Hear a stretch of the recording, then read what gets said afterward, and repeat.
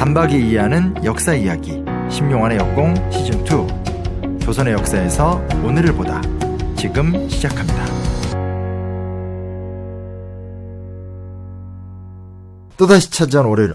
이 단박의 조선사가 벌써 이제 마무리 단계로 들어가고 있습니다. 제 앞에는 변상욱 기자입니다. 서퍼는 네. 훈련을 할 수는 있지만 파도를 불러일으키기 못하거든요. 언론의 속성도 그런 거잖아요. 네. 이슈를 생산할 수는 없잖아요. 네.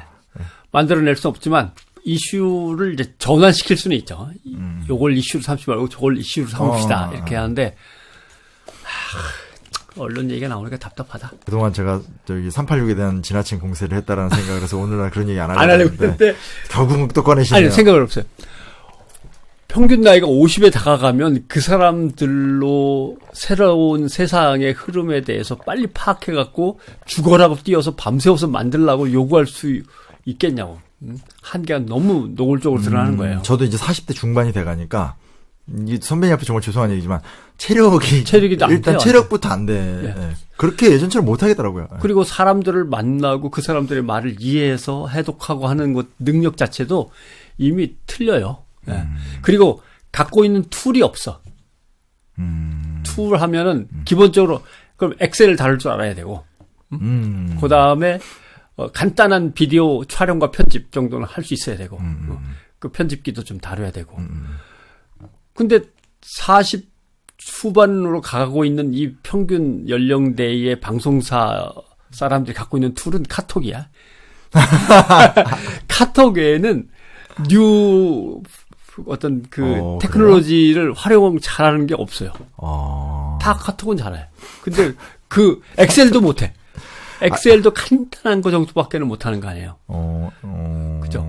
문제네. 그러니까 그 세상은 이제 데이터를 기반으로 한 새로운 형태로 바뀌고 있는데 그걸 활용해서 뭔가를 만들어낼 수 있는 툴들을 익힌 사람은 없는 거죠. 제가 이제 요즘에 제가 또 이제 제가 직업이 여러 개잖아요. 아시다시피. 근데 이제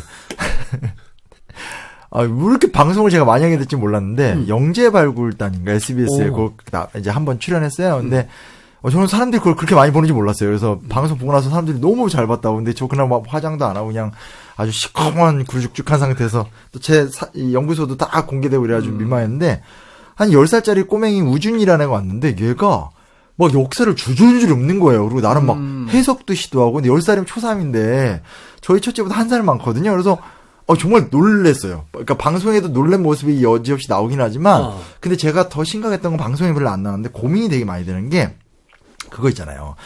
영어 수학은 그러니까 영어랑 과학은 수학하고 과학은 그 영재 코스가 있잖아요. 그래서 초등학교 5학년 막 이럴 때부터 수학 좀 잘하면 풀면 돼. 또 이제 어려운 문제도 많고 잘하면 과학고도 있고 뭐 수학 영재 올림피아드도 있고 이런 게 저 어렸을 때부터 되게 있었거든요. 근데 문제가 뭐냐면 지금 보면 제가 그 아이를 보면서 그 우준이라는 소년을 보면서 이런 아이들이 꽤 있을 거 아니에요. 네. 그 굉장히 어렸을 때부터 인문학 쪽인 부분에서 탁월한 감수성을 드러낸 애들이 있을 거 아니에요. 근데 얘를 어떻게 이끌어줘야 되지? 그러니까 방송에서 끝내면 그냥 그만이지만 방송이 끝난 상태에서 이 아이의 미래를 생각해봤을 때 얘 같은 좀 속된 말로 얘기하면 인문학 영재를 어떻게 사회가 땡겨줘야 되지에 대해서 아무런 게 없는 거예요. 그래서 어머니랑 얘기하는데 어머니도 맞다고 얘를 어디 데려갈 데가 없고 네. 그냥 어디 가서 문송이 되겠지 나중에. 뭐요? 문송이 뭐예요? 문과라서 죄송합니다. 근데 이제 선배님 이제 4차 산업혁명 얘기 많이 하시는데 결국은 물론 기존에 있는 어떤 수학이나 과학으로 배출되는 인재들에 의한 산업군이 우리 사회에 있으니까 안정적으로 그것들을 통한 먹고 사는 있겠지만 결국 그게 모든 걸 다 수용할 수도 없고 미래로 나가는 게 저 4차 산업혁명이 뭔지는 잘 모르지만 적어도 어떤 그런 그 기계나 인공지능에 의해서 대체되지 않는 부분에서 인간의 존재 영역이 뭔가 산업적 창출을 할 수 있는 부분이 있는 것 같은데 그런 부분에서 어찌됐건 문과적 상상력이나 인문학적인 상상력이 굉장히 큰 힘이 되지 않을까요? 결국 융합될 때 융합돼야 되는데 이제 융합이 안 되는 경우가 있는 거고 그 인문학적 상상력이 기반이 돼야 되는데 이제 기반이 안 될 때가 있는 거고 예를 들면은 지난 시간에 우리는 이 복잡한 세계 지평의 어떤 격변 속에서 어디로 가지 할 때 누군가가 이제 남북이 하나가 돼갖고 하나의 경제 공동체가 돼버려가지고 힘을 갖다 모으고 양쪽이 군비를 쓸 걸 갖다 군비를 덜어내고 뭐 이렇게 해가지고 왜냐면 지금부터 가난의 시대가 지금 계속 가고 있는 거 아니에요? 다시 부자가 되는 날은 오지 않을 건 뻔하니까. 결국은 어디선가 줄여야 돼. 어디서 줄이냐? 군비에서 줄여야죠. 군비에서 줄이려면 남북 간의 대치 상태가 풀어져야 되고. 북한도 핵무기를 가지고 뭐 국수를 쌀러 먹을 수도 없고. 요새 미사일 막 쏘잖아요.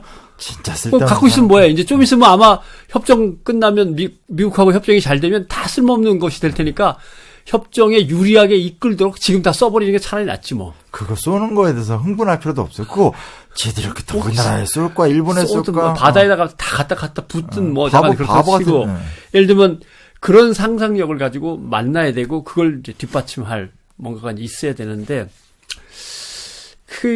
그런 점에서 이제 나중에 한번 공부를 해보시면 한국과 중국과 일본의 이제 인문학이 어떻게 결이 다르고 한지에 대해서 좀 연구를 하면 뭔가 해답을 찾을 수 있을 것 같아요. 그러니까 먹고 살이로 그냥 봐도 예를 들면 제가 또 어쩌다 그러니 배출한 스타 아닙니까?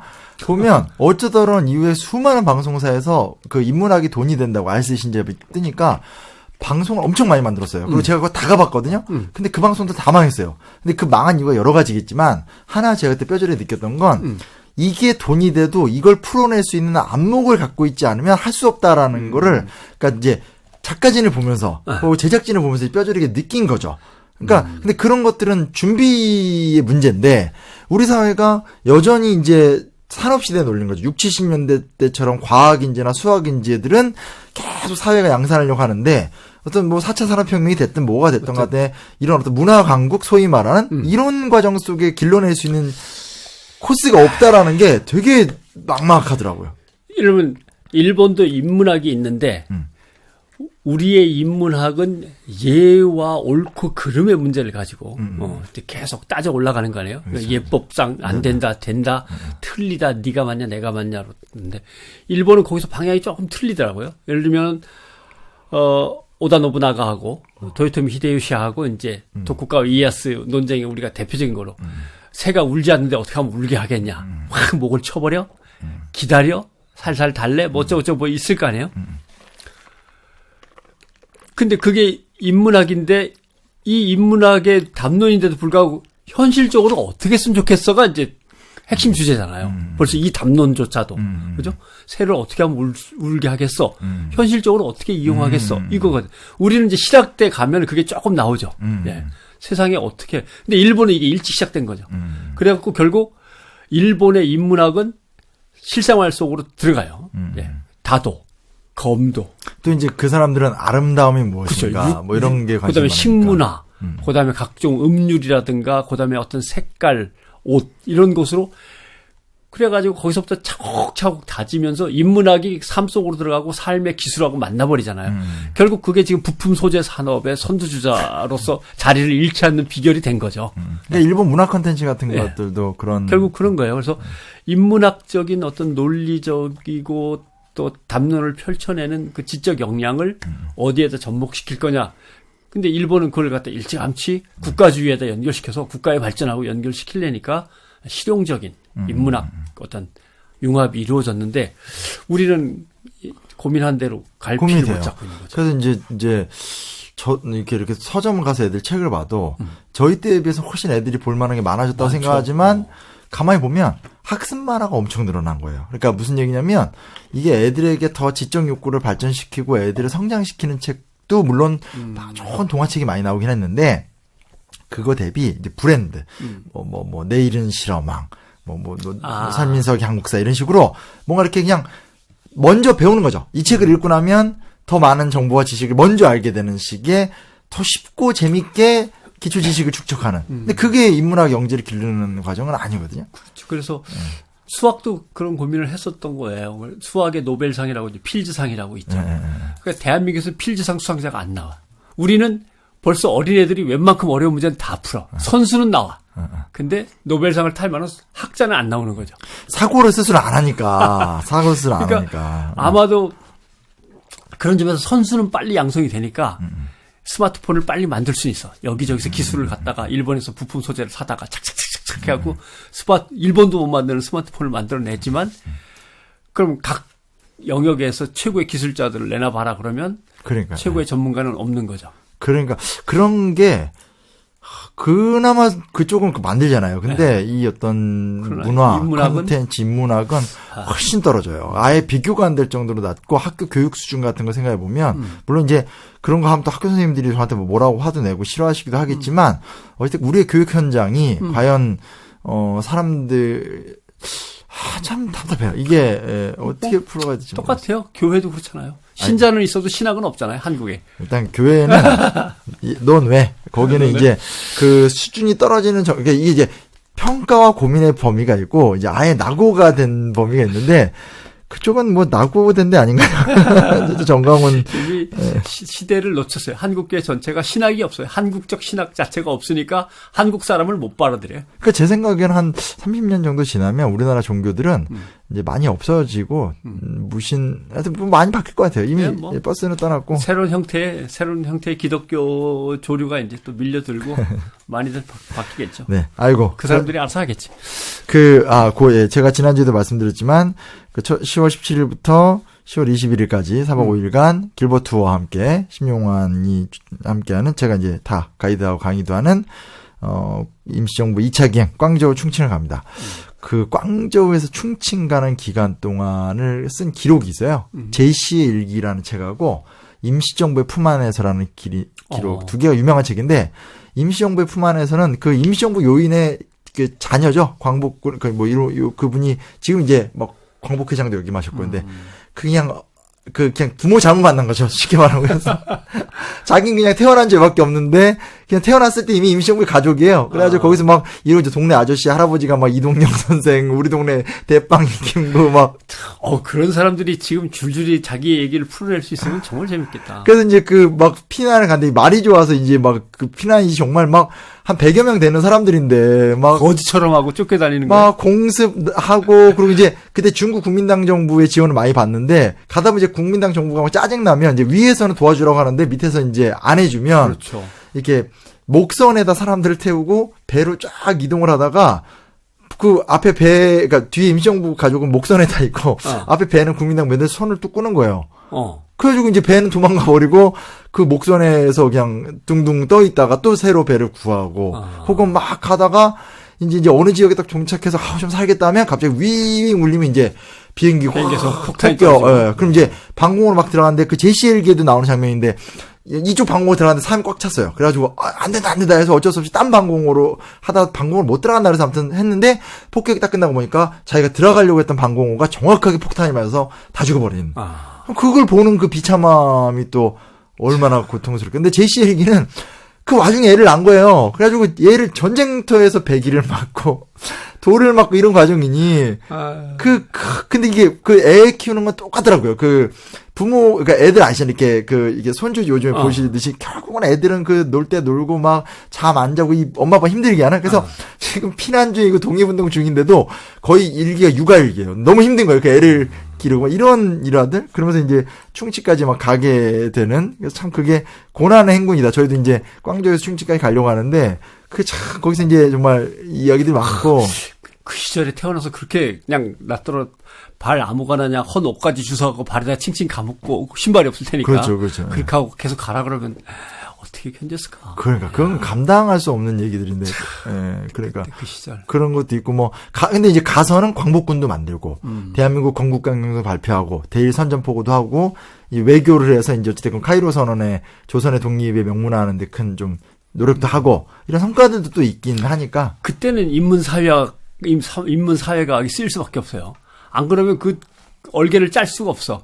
그렇죠. 어디에다 그렇죠. 뭐를 만들고 어떤 사람을 기용해서 그리고 어떤 원칙으로 어떻게 하라고 그래. 선배님 말씀이 중요한 게 뭐냐면 우리나라의 교육은 입시 제도를 중심으로 한 공고한 공교육의 틀에 의해서 완전히 막혀 있고 우리나라의 학계는 학자들의 담론 내에 막혀 있는 경향이 있죠. 그러니까 이거예요. 그러니까 옛날에 저는 교수님들 얘기하는 게 너무 신기했어요. 근데 나중에 딱 보니까 서양에서 뭐 유행하면 따라 들어와. 근데 아까 선생님이 선배님 실용이나 시를 얘기하셨잖아요. 그러니까 요즘에 일본 예를 좋게 드는 게 좀 부담스럽긴 하지만 여튼간에 어떤 좀 필요성의 문제에 부응해야 되는데 이게 너무 서양학계의 담론을 그대로 받아들여서 우리 내부에서 학자들끼리만 담론을 이야기하다 보니까 제가 강연 가거나 어디 사회활동하면서 정말 충격을 받는 게 뭐냐면 한 번도 생각해보지 않고 한 번도 책에서 보지 않은 주제를 시민들이 질문하는데 저는 버벅이고 있고 근데 너무 유효한 궁금증인 거.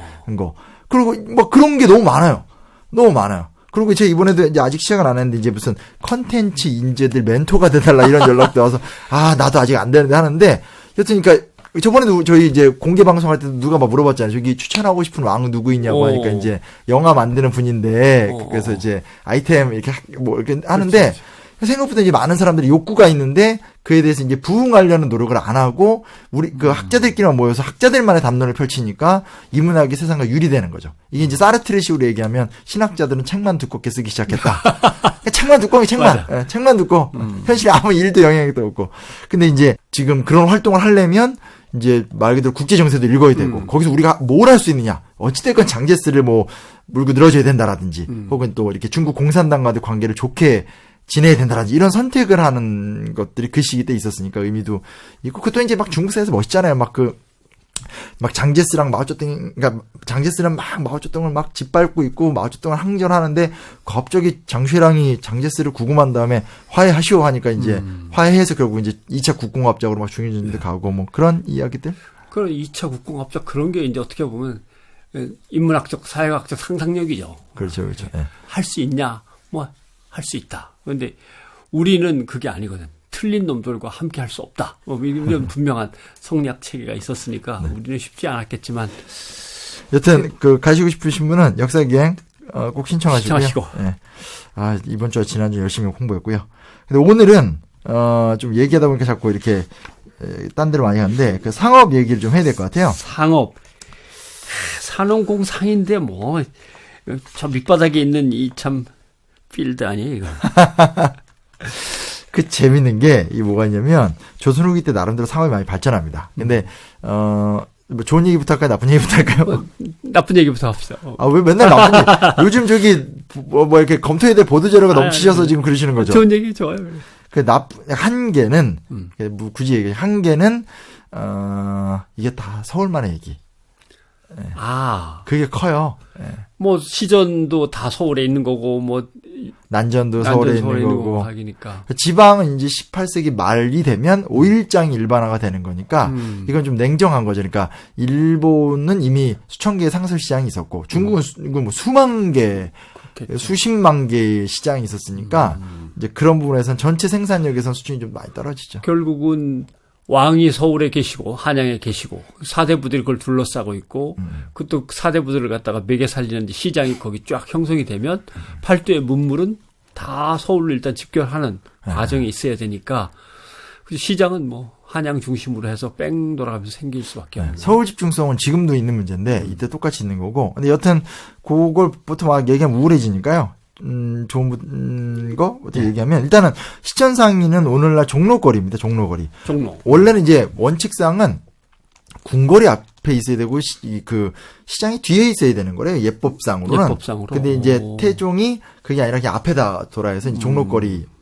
그러니까 지금 어디라고 할 수 있죠? 그 청계천 시작점. 그러니까 광화문 교보문고부터 시작해서 이제 광장시장, 보령약국 쭉 이어지는. 근데 최근에 가보시면 뭐 여러 그 그랑서울 뭐 국릉 유적 이런 거 공평동 유적지구에서 그 당시에 시전 터 유리로 다 이렇게 들여다볼 수 있게. 네네. 엄청난 발굴. 네. 근데 그 중에 공평 유적지구라고 있어요. 거기 가면 건물 지하 전체를 다 발굴했어요. 그래서 한 시전의 한 거리의 마을 전체가 다 이렇게 유리바닥으로 돼 있어서 AR, VR 이런 거 체험도 할 수 있는 공간인데 이제 그 한번 좀 가서 보시면 좋을 것 같은데 이제 시전상인의 위세는 꺾이지 않습니다. 얘네들은 그 정주에 의해서 일정 정도 제한을 받긴 했지만 그래도 조선 상업의 중추를 끝까지 존재하고 있고 지금도 뭐 어찌됐건 근데 좀 궁금한 게 이거 좀 엉뚱한 궁금인데 왜 약을 사러 거기까지 가죠?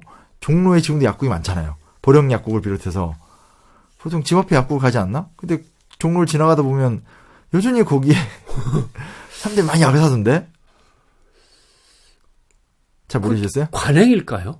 예를 들면 몇십 년 전통의 보령 이렇게 하면은 뭐 약을 살 때는 거기 가서 사와야 돼. 이런 게 있어요. 특정 품목이 있는 거예요? 어른들은 그래요. 예. 예를 들면 무슨 약은 종로통에 어디 가서 예를 들면 거기 귀금속 상가도 있잖아요. 아, 그거 엄청 크죠. 그래, 거기 이제 크잖아요. 아니, 대개는 뭐 백화점 가서 사거나 안심하려면. 그러니까. 예. 꼭 하면 이상해. 뭐 예. 영등포 뭐 또 신촌 부도심마다 다 귀금속 상가는 있긴 있지만 그렇죠. 예. 역시 큰 데 가야 값도 좀 저렴하게 도매같이 살 수 있고 다양하고. 그래서 근데 약은 진짜 어떤 약은 어디 가서 라고 하는데 잘 모르겠는데 어떤 약을 구하려고 그러면 없는 약이 많더라고. 동네 약국에는. 그런 게 또 예, 있구나. 예를 들면 뭐 소화제나 뭐 반창고, 파스 이런 거는 다 있지만 내가 먹는 게 활명수랑 정로원밖에 없어서. 어떤 약은 구비돼 있지 않아요. 심지어는 종합병원 앞에 있는 약국에 가서 어떤 걸 사겠습니다라고 할 때도 주문해 놓고 가시면 일주일 뒤에 아니면 전화로 연락을 큰 드리겠다. 약국들인데도 크잖아요. 엄청 종합병원 크잖아요. 앞에 있는 큰 것들인데도 뭔가가 특정한 약품들은 없더라고요. 그랬더니 근데 이제 종로로 종로에 와야 되는구나. 가면 다 있죠. 그래서 음. 또 나이 드신 분들은 이미 고정관념화 돼 있어. 약 사러 갈 때는 그래도 큰 데 가서 거기 가서. 맞아요. 저희 아버지는 지금도 경동시장 다니세요. 왜냐면 빈대떡도 아무데나 다 있지만 우리 또 광장시장 가야 되거든. 그죠? 빈대떡 저 먹으려면. 광장시장 한 번도 안 갔어요. 아직도? 지나만 가죠, 지나만. 오, 그래요? 예. 광장시장 가면 기왕이면 역사학자니까 네. 간 다음에 빈대떡을 먼저 먹지 말고 네. 거기 가면 역사학자랑 빈대떡하고 무슨 상관이에요? 그 순댓국집 있어요. 네. 그 동문 쪽인가? 네. 그 제일 오래된 원조 순댓국집 있어요. 딱 들어가면 순댓국을 주문한 다음에 거기 붙어 있는 이 집의 내력, 판넬로 돼 있고 이제 이렇게 낡은 글씨로 써 있어요. 가면 쭉 읽어보면 지금 오늘 이 주제, 이 청계천을 중심으로 한 그게 다 나와요? 동대문에서 남대문으로 이어지는 조선시대의 상권의 흐름이 대충 나오고 이제 그 역사를 다 올라가서 살펴보지 못해요. 왜냐면 뭐 수백 년 된 그렇죠. 순댓국집은 아니니까. 근데 이제 일제가 침략해가지고 남대문 쪽 상권을 차지하기 위해서 민족 상인들을 동대문 쪽으로 몰아내고 거기에 이제 폭력과 방화 뭐 이런 악랄한 짓을 저지르면서 남대문 상권을 차지하고 동대문으로 민족 상인들이 밀려나가면서 여기가 이제 광장시장 종로 5가쯤의 광장시장이 이제 어떻게 형성이 되고 그런 게 써 있다고요? 네, 써 있어요. 그러니까 그 순댓국집 이름이 뭡니까? 차관 뭐 제일 오래된 순댓국 원조 순댓국 대부분 알고 있는 한번 다 검색하면 나오나? 예, 뭐 큰 그럼 그거 읽고 순댓국 먹고 그다음에 먹고 이제 나와서 날이 더우면 이제 우뭇가사리 그냥 한 접시를 먹든지 아니면 배에 여력이 있으면 이제 지글지글하는 이제 빈대떡을 먹든지. 우뭇가사리가 뭐예요? 한천이라고 그러나요? 뭘 해초 이렇게 물즙 내 가지고 굳혀 가지고 이렇게 뭐 저기랑 똑같은 거죠. 묵 같은 거나. 그래요? 뭐 그런 거. 그런 걸로 이제 한 그릇 훅 그냥 들이마시거나 거기서 산낙지는 글쎄요. 뭐 외국 관광객을 가끔 먹지만 광장시장에서 산낙지까지 먹어야 돼요? 좀 어울리지 않고 빈대떡, 순대, 떡볶이 뭐 그다음에 이제 한천이나 우뭇가사리 뭐 이런 거. 뭐 그런 거 먹으면 되는 거죠. 갑자기 맛게임으로 가버린다. 근데 이제 이게 지금 조선 후기 때 만들어진 상권이 지금 오늘날 서울의 상권 구조가 똑같아요. 그렇죠. 적어도 강북은. 그래서 종로는 이제 시전상인의 거리, 국가 관어상인의 거리니까 오늘날 그 종로 종각부터 이제 종로 거리가 이제 상권이고. 그리고 옷가게 뭐 등등등 이제 뭐 고기포 이제 그리고 뭐 지금 이제 사실 대기업 본사들도 거기 다 있고 뭐 쫙 이어지잖아요. 아마 정말 많이 바뀐 그 가게가 있다면 예전에는 거기에 장작을 팔았어야 되는데 양반들이 떼야 되니까 지금은 그런 게 이제 완전히 없죠. 시전이 없어진 거죠. 피막골도 저기 다 건물 바뀌고. 그렇죠. 예. 그래서 한쪽에서는 그 피막골이 없어지냐 이랬는데 한쪽에서는 여기가 땅값이 얼마인데 이러면서 가보면 그냥 이렇게 무슨 신종 상가 거리 같은 데인데 이름만 피막골이고. 사실 피막골을 너무 버려놨었기 때문에 복원한다는 의미가 참 별로 없어가지고 아마. 네, 그러니까 이게 되게 거예요. 논리가 이제 좀 침묵을 지키고 있습니다. 근데 여튼 그게 있고 조선 후기로 가면서 저번 시간에 정주 때 말씀드렸지만 난전 상인이라고 해서 무허가 상인들. 그러니까 그만큼 이제 상행위가 활발해지니까 이제 무허가 상인들이 생기는데 주로 이제 그 당시 이현, 뭐, 7패 이런 말을 썼는데, 이현이 그냥 오늘날 광장시장에서 동대문 시장 쪽. 그렇죠. 그 시대 때는, 야, 왕십리 이런 쪽에서 야채가 그렇게 싱싱하게 생산이 되면, 그게 광장시장이나 오늘날로 말하면 동대문 시장 쪽에서 팔았대요. 그러니까 아무래도 도성 안이나 도성 근처에서 채소가 빨리 만들어져서, 그렇죠. 빨리 와서 빨리 팔아야 되니까. 빨리 팔아야지. 그거 위주였고, 남대문 시장은 이제 남대문에서 밑으로 내려오면 이제 용산강이 있으니까 용산이 있으니까 예, 마포, 용산 이쪽 전국에 이제 물산이 이제 글로 와야죠. 배 타고 글로 들어오니까 물산을 해서 들어가니까 아무래도 이제 남대문 시장은 지금도 규모가 더 큰가요? 동대문 시장보다? 그건 잘 모르겠다. 지금으로는 동대문이 더 크다고 봐야죠. 예. 두타 같은 게 있고 그러니까 그래서 동대문은 훨씬 크죠. 이제 남대문 시장이 좀 더 종합적인 물산을 제공했다. 그러니까 크게 상권이 지금도 종로, 동대문, 남대문인데 이게 이제 시전, 난전 딱 구조가 맞게 되는 거죠. 그렇죠. 그래서 아무튼 그 세력들을 일본이 이제 침략한 다음에 밀어내려고 동대문 쪽으로 계속 민족 상인들을 이제 밀어내는데 그래서 이제 주목 패거리들도 이제 나중에는 이정재가 동대문 상인연합회를 만들어가지고 거기서 이제 확 잡게 되는 거고 그게 다 이어지는 거죠. 김독강 뭐 이런 그거야. 그다음에 일제 때 변한 거는 뭐 본래 그 충무로 1가 2가를 상업지구로 만들려고 일본 총독부가. 그러니까 명동은 일단 있었고 명동이 그때는 제대로 없었던 때죠. 없어서. 네, 명동은 그냥 그때는 아마 정착지 정도. 명월촌 뭐 이런 그 밝고 뭐 무슨 한 마을이라 그래 그냥 마을로 구성돼 있었는데 네네. 충무로 1가 2가를 상업지구로 만들어 버리니까 그 옆에 붙어 있는 명동이 상업지구가 돼버린 거죠. 자연스럽게.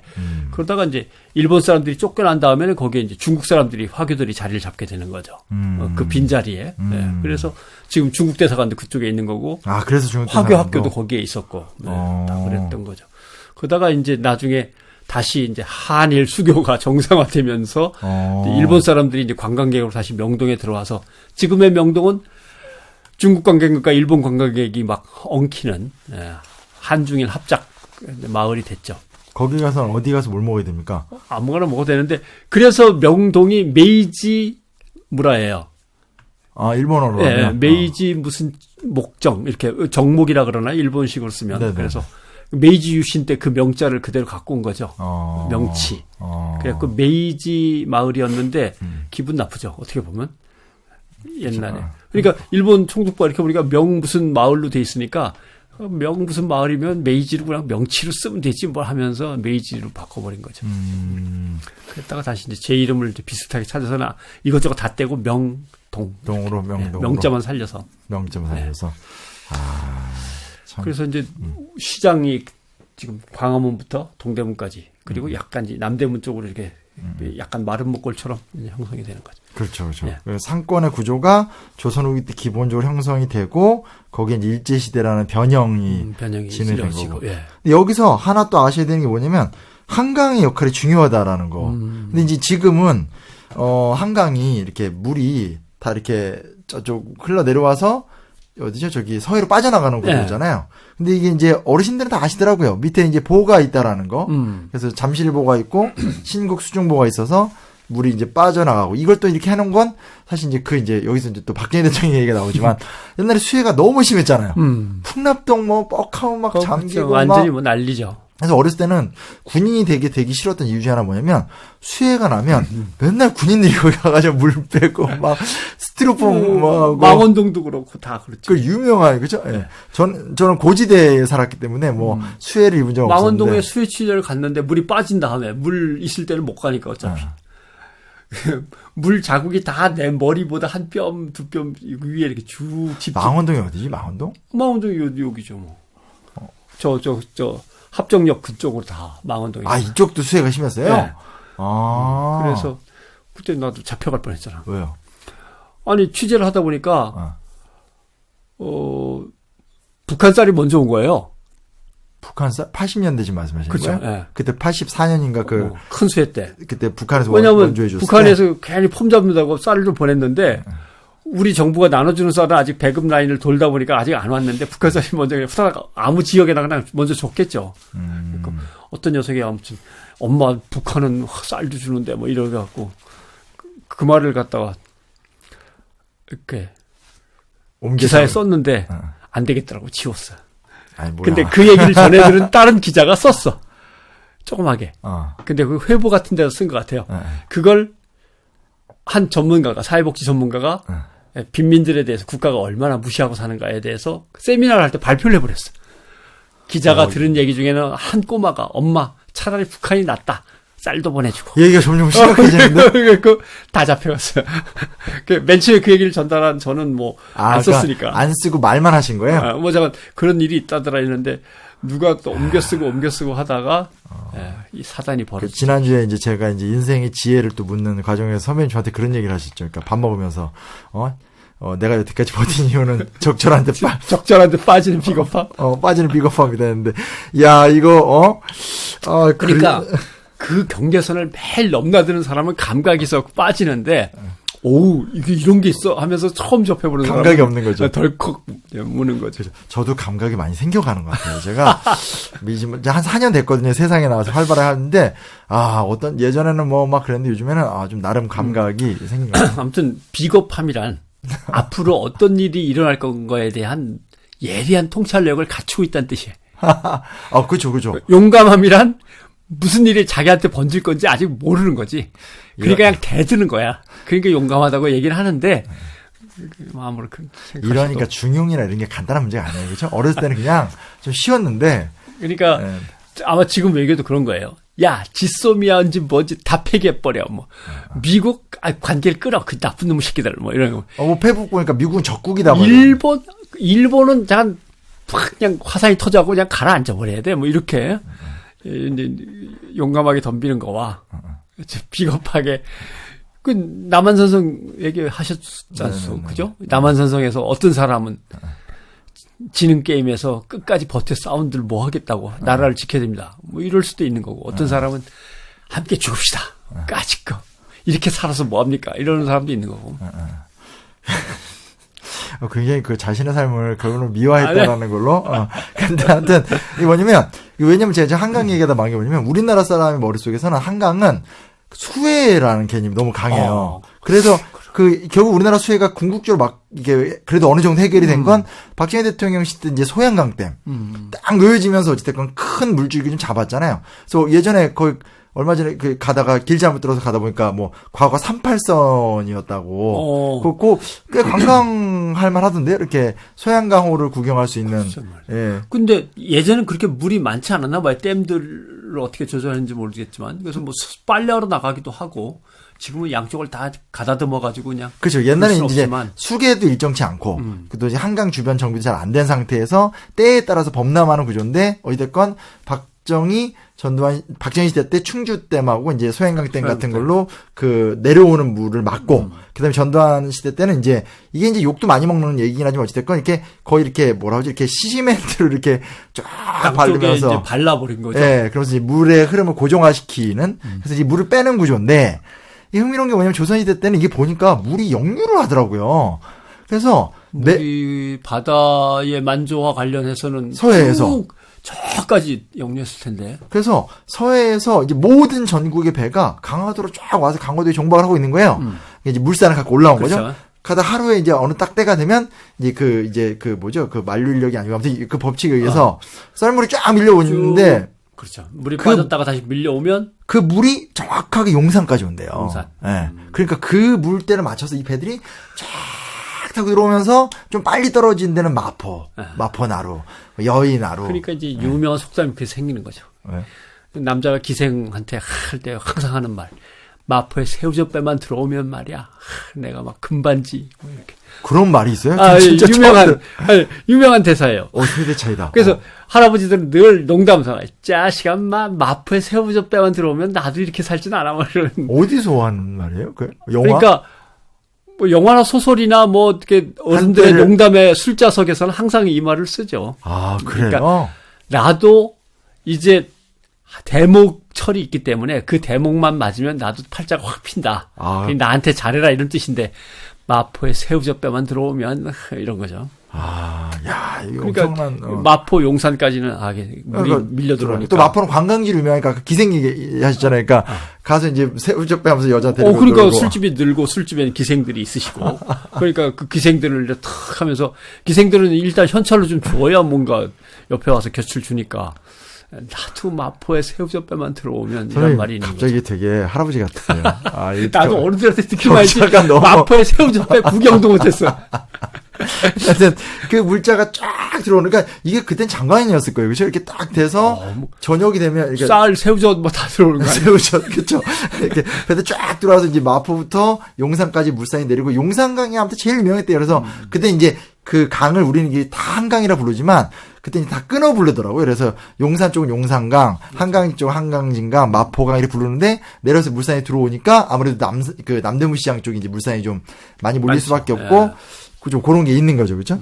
그리고 이제 물이 또 어찌됐건 저쪽에서 내려오잖아요. 내려오니까 강원도 쪽에서 나무를 베서 그 우리 저기 인도네시아 같은 데 보면 나무 벌목한 다음에 떼목 만들어서 대체 흘려보내는 거. 근데 우리도 그랬대요. 그래가지고 강원도나 강원도죠. 그쪽에서 나무를 하면 이제 북한강이나 이런 데 이렇게 쭉 내려보내면 단계적으로 이렇게 계속 내려보내는 거. 그러면 이제 이게 이제 어디야 저기 광나루나 저기 어디 송파 이런 쪽에 딱 대강 맞춰지는 거예요. 그러면 이제 그걸 또 끌어다가 나무 해서 또 팔고 이런 것들도 있으니까 이게 또 결국은 그렇게 되면 또 동대문 쪽 길목이 또 중요해질 수밖에 그렇죠. 없고 이렇게 딱 구조가 희한하게 그때 그들은 또 살림살이 있었던 거고.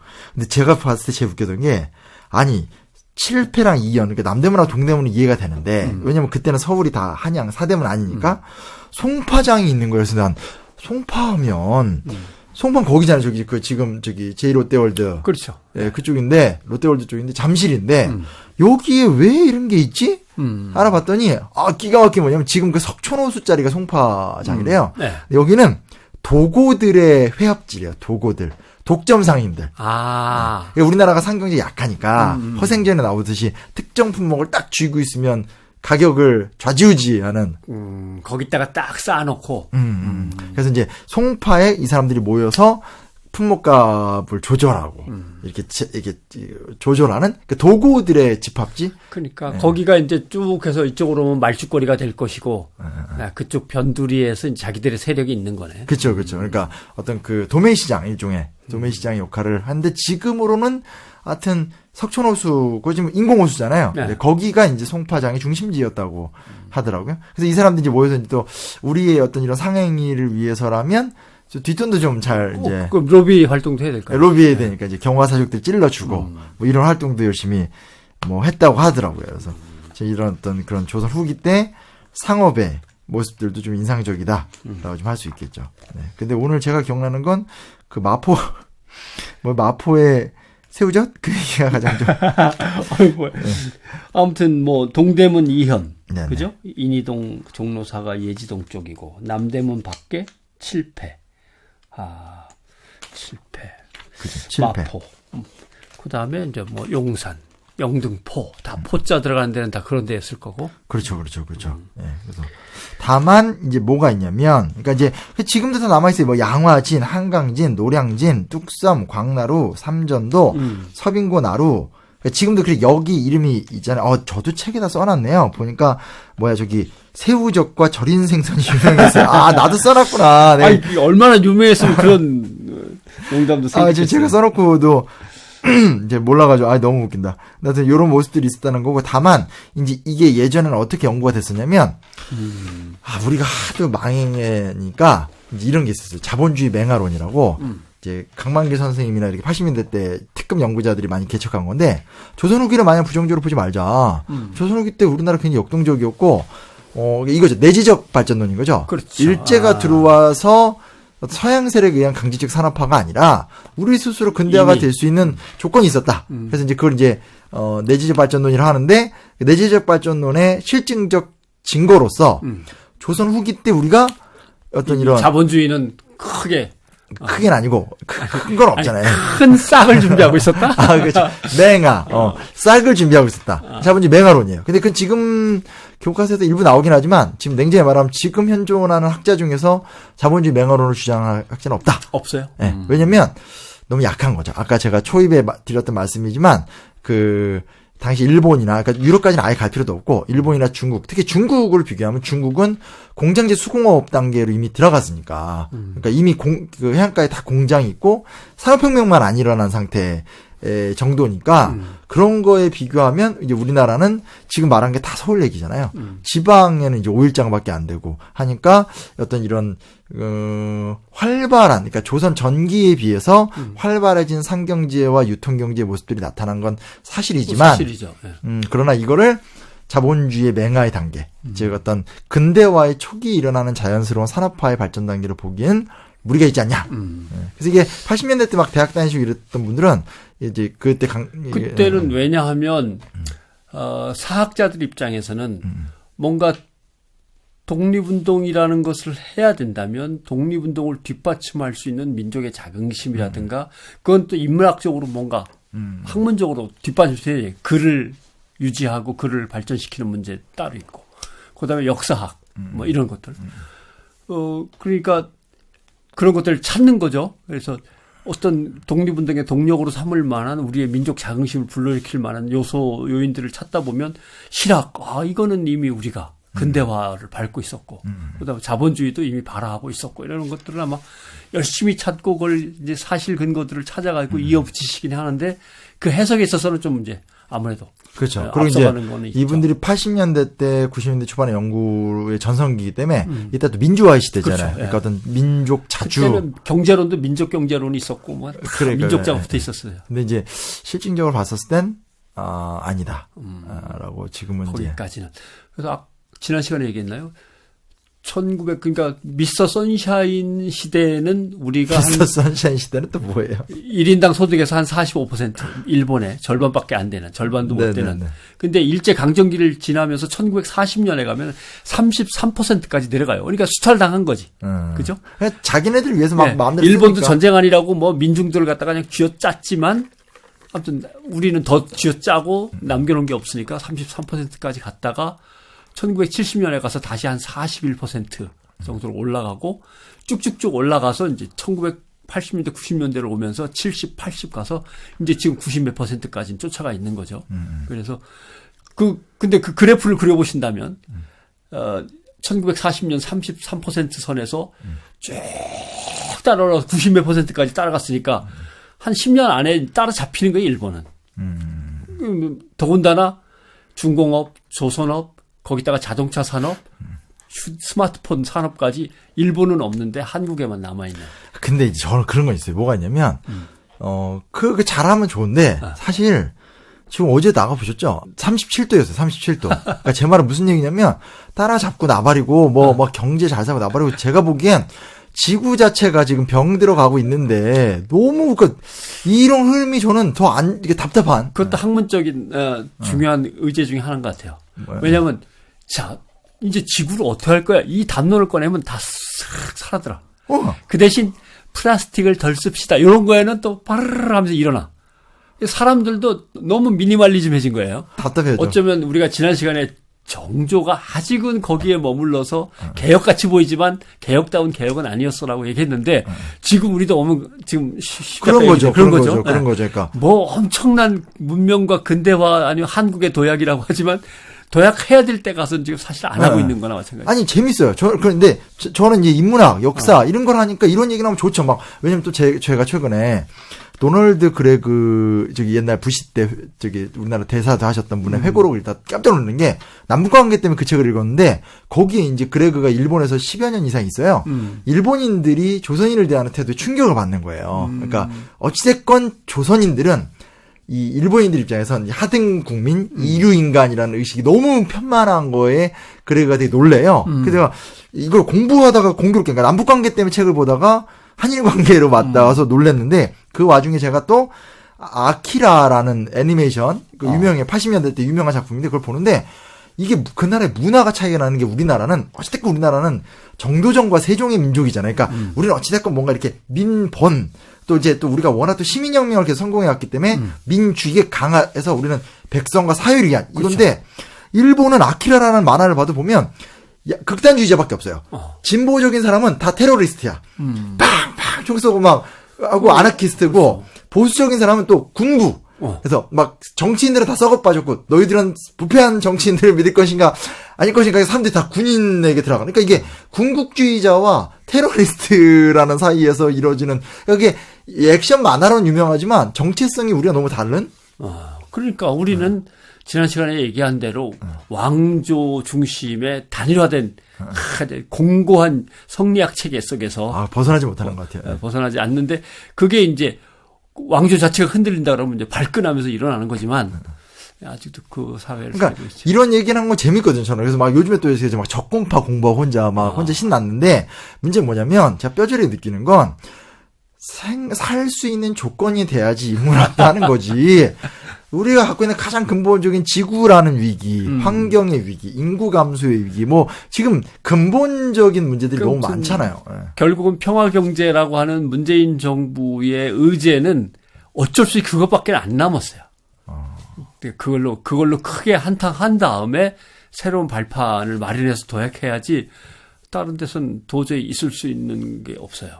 그래서 지금은 사실은 큰 담론 속에서 자, 빨리 미국은 나중에 북한하고 어떻게 하든 간에 북한과 한국 간에는 어떻게 그러면 불가침 문제라든가 아니면 적대행위 금지를 갖다 발전시켜가지고 재래식 무기 돈 사오는 것부터 툭툭 비행기 한 대 사면 뭐 수백억이 되는 등 뭐 수천억이 되는데 이렇게 하면 그걸 어떻게 감당해. 근데 미국은 계속 사라고 그러는데 그러니까 그걸 털어내야 되는 거죠.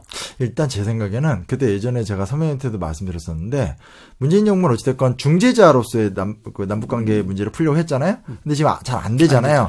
근데 어찌됐건 이렇게 하고 어찌됐건 성과는 트럼프가 북한 막 위에 올라갔다 내려오기도 했잖아요. 그러니까 소위 말하는 마냥 적대 정책으로 갈 수 없다는 것에 대한 하나의 어떤 연만큼 트럼프가 재선에 실패하고 그 상태에서 미국을 잘 설득해서 과거 김대중 노무현처럼 우리가 좀 이렇게 경협을 할 수 있는 걸 하면서 중재라나 트윈트랙으로 가야 되지 않을까. 그다음에 또 하나 죄송한 말씀이지만 완고한 성리학 체계 속에서 우리의 마인드가 형성돼 있을 때 기업을 바라보는 눈 이거는 조금은 때로는 기업이 스스로 투명해지기 위해서 엄격해야 되는 부분은 물론 있지만 때로는 기업 돈 버는 놈들 장사하는 놈들 뭐 기업하는 놈들 이런 식의 시각도 지금 이 시전 상인들을 우습게 알았던 그렇죠. 그 당시의 관념이 남아있는 것일 수도 있어요. 등쳐 거에 될 대상들. 상인이라고 하는 것은 결국 자기네는 일 별로 안 하면서 부가가치만 중간에서 빼먹는다 이렇게 생각하는 그런 것도 여러 가지 아마 우리가 좀 인문학적인 새로운 어떤 상상력도 맞아요. 필요하고 왜 큰 담론에 가서는 슬그머니 빠지면서 작은 담론에만 보람이 있었다고 하면서 맞아요. 왜냐면 매달리는 거. 제가 올 상반기에는 3.1운동과 임시정 100주년 기념 강연하러 돌아다니다가 쓰러질 뻔했는데 지금 태세가 딱 이렇게 되잖아요. 강연 주제가 요청 주제가 확 바뀌기 시작하는데 그래요? 더 그러니까 이제 한일 관계, 동아시아 관계로 강연 주제가 바뀌는데 가장 적극적으로 강연 문의가 오는 게 일반 시민 지자체 이런 데가 아니고 기업이에요. 그래서 놀랬어요. 그래서 어찌됐건 기업들은 이 사태를 굉장히 냉정하게 해결하려는 의지를 갖고 있구나. 제일 빨리 바뀌고 빨리 수용하는 곳이 변화에 대해서 장사하는 사람들이죠. 그런 것 같아요. 그래서 지난 시간하고 이번 시간은 뭐 이렇게 좀 얘기 후반부로 와가지고 더 막 멋지게 끝내고 싶은데 조선사가 시작이 멋지잖아요. 막 정도전, 세종 가는데 좀 아쉬워요. 아쉽지만 어찌됐건 정조나 이 시전상인들의 노력은 그래도 좀 이렇게 조선이라는 정말 뭉그러진 사회를 이렇게 틀거리를 좀 이렇게 재구축하는? 그 시대에서는 그게 구조적인 한계를 가진 상황에서는 최선이었다고 한다면 오늘 우리는 이 구조적 한계에서 그때 그 사람들이 최선이라고 생각했던 만큼 뛰어오른다면 그게 뭔가? 그렇죠. 그걸 생각해야죠. 그러면 우리 다음 세대는 더 높은 일도 할 수 있을 거니까요. 네. 그런 부분에서 정조와 상인들 얘기가 마냥 비판적이라기보다는 좀 이렇게 차분한 성찰의 마련을 하게 되고 오늘 우리의 문제를 적용시켜봤으면 좋겠습니다. 여튼 지금 조선사가 거의 끝나가네요. 예. 네, 하여튼 오늘 얘기 오늘 마무리 짓도록 하겠습니다. 들어주셔서 감사합니다. 고맙습니다.